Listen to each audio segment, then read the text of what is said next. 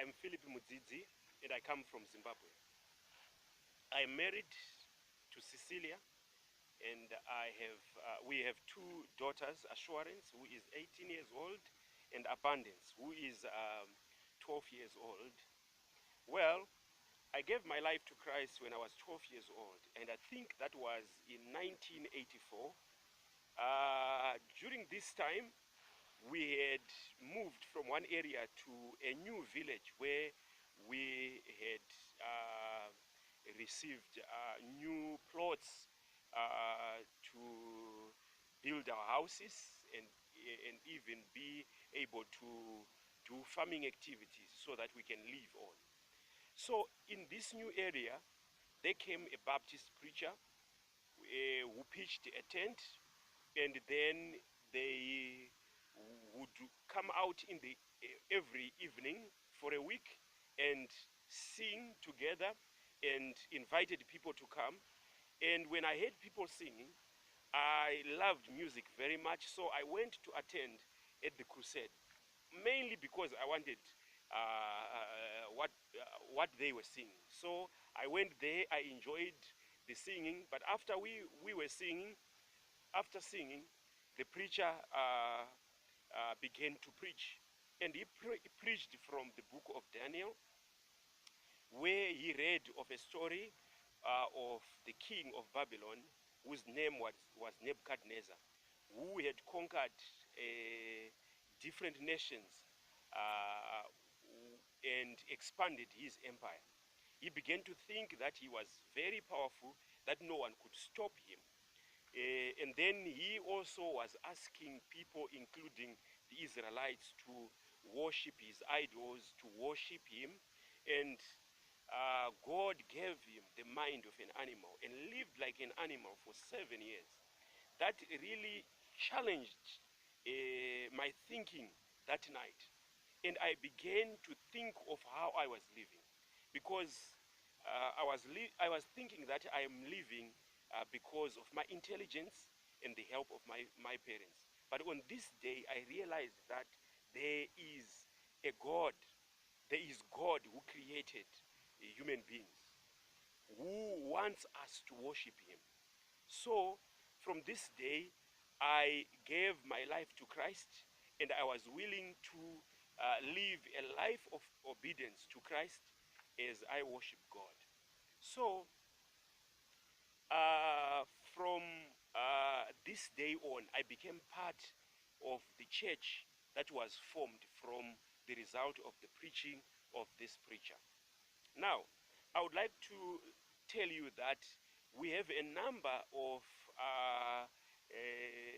types of Christianity here in Zimbabwe.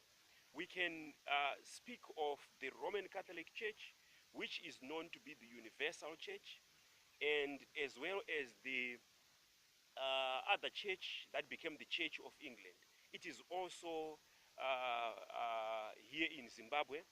But we, being Baptists, we are looked at as Protestants, but not only Protestants, but also as evangelicals, because we really value of taking the gospel of Jesus Christ and help people to understand what Christ did for them on the cross, and invite people to accept Jesus as their Lord and Savior.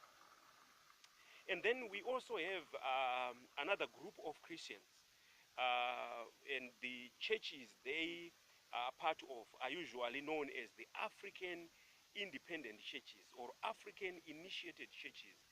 They are called so because they were formed as a response or as a protest against colonialism that was here in Zimbabwe. In fact, Zimbabwe and the neighboring Zambia, Malawi, South Africa, and some other countries, maybe Tanzania, they were colonized by Britain. So they were British colonies. So missionaries who have come to preach the gospel here in Zimbabwe and other parts of Africa would also be seen as another tentacle of the colonial regime. Therefore, Africans resisted their preaching, they resisted their type of Christianity, and they started their own churches. As a way of protecting themselves from being infiltrated by the colonial type of Christianity, some of the churches refused to use the Bible, and some of the churches refused education because they saw education as one way that was used to colonize people. So as a result, we began to see churches that were formed by people who were not theologically trained, but they were motivated. Some of them, of course, they were using the Bible, and most of them, you can recognize them. They worship under trees. They don't believe in building houses, and some of them even put on white robes, and some of them are also identified as Zionists or spiritists, and they believe, in fact, part of what they do originates from African traditional religions, where they believe that a pastor or a priest is a spiritual leader who should be possessed by the wisdom and power of God, and who can pray over people's troubles, and they would disappear. And they also believed in exorcism of demonic spirits, and that would be done physically. And they also would include some of the rituals whereby baptism constitute part of the rituals. If somebody is known to have done something that was considered a sin, they would be baptized as a way of having a cleansing ceremony. And besides those, we also later on saw the development of what is called Pentecostalism. These ones were kind of charismatic in the sense that they believed in the manifestation of the spiritual gifts, especially the ability of speaking in tongues. And some of them would even say you can't be a true Christian if you cannot speak in tongues. But later on, or recently, or currently, we have another wing who may be considered to be belonging either in between the African initiated churches and the Pentecostal churches, who have prophets who mainly considers themselves as miracle workers. And we have even noticed in some places, or in most of these even broadcast their services even on television, where we see them doing all kinds of miracles, and most of them includes that of healing and even providing wealth for their believers. And I think this is becoming so strong in our community, because in Zimbabwe we are having so many challenges, and some of them are mainly economical, whereby we do not have cash circulating in our country. So we have a cash crisis. And other than that, we also have unemployment, which is so immense. It is estimated to be more than 80% unemployment. So this can tell you how it is challenging for a person to live in Zimbabwe. Most people live by selling any kind of way in the streets. And if you move in the streets of Zimbabwe, you see people selling wares all over. And it is really quite a challenge. And as a result, people are affected because of health. Our facilities, health facilities, are not good enough to help our people. So as you can see this as well, you can also realize that these economical challenges are occurring because of the challenges in the administration system that is there, which I would say that it's thriving on the use of brutal force against those people who may tend to question or who may even want to consider government leaders to accountability. They would repress by brutal force, including violence. Um, Other than violence, we can also talk of torture, intimidation, a number of things that it does in order to keep themselves in power.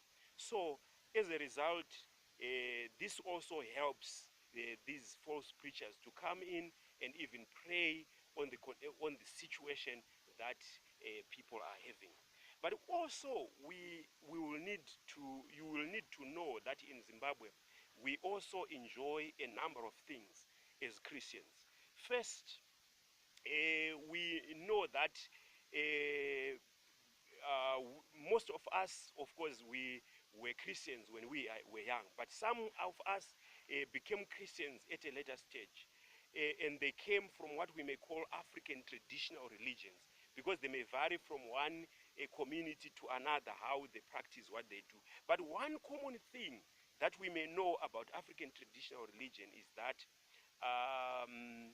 it is holistic.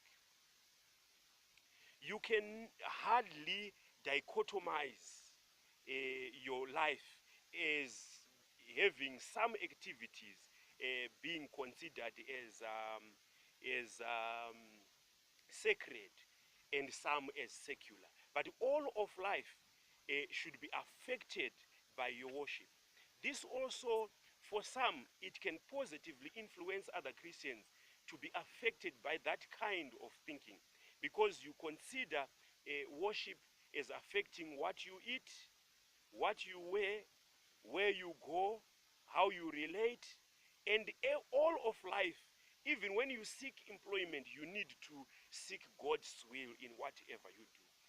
Of course, in the negative, African traditional religions could also encourage syncretism, in the sense that it doesn't punish people for participating in any other forms of worship.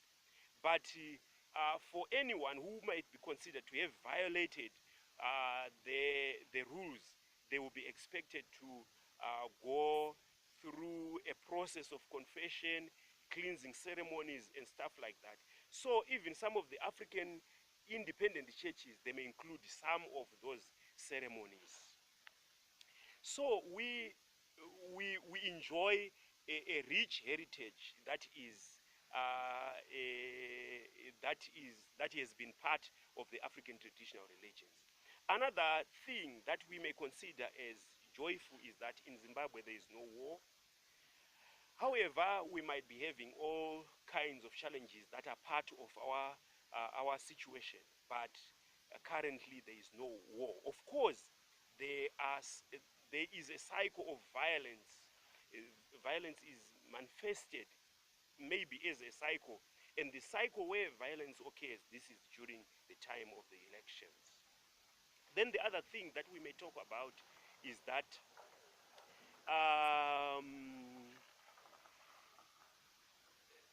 well, there's been a car that has been passing by. The other thing that we may really be enjoying as Christians in Zimbabwe is that there is a relative recognition of religious freedom. People are allowed to have churches anywhere. You cannot be persecuted because you have started a church or you are going to a church. But of course, the challenge may just come when you begin to criticize the people that are in political power. Those are the challenges that we may face. But in terms of what we may consider religious freedom, I think we relatively have that here in Zimbabwe. I think that's a good thing for us. And another good thing that we also enjoy as Christians is we really do not have people that are skeptical, in the sense that they ask if there is God.